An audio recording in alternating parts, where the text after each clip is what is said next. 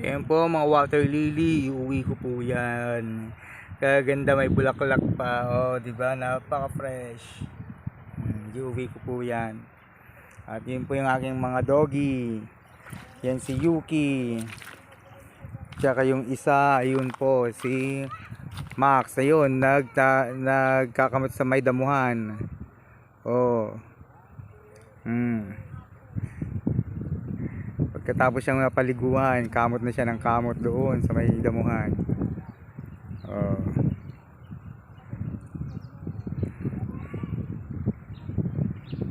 Ayun na sila.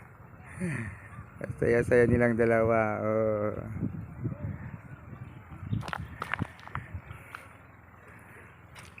Nakapasyal na naman sila sa ilog.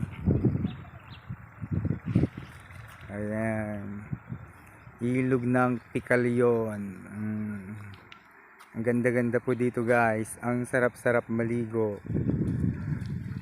Oh, yan. Refreshing po yung area. May hanging breeze pa.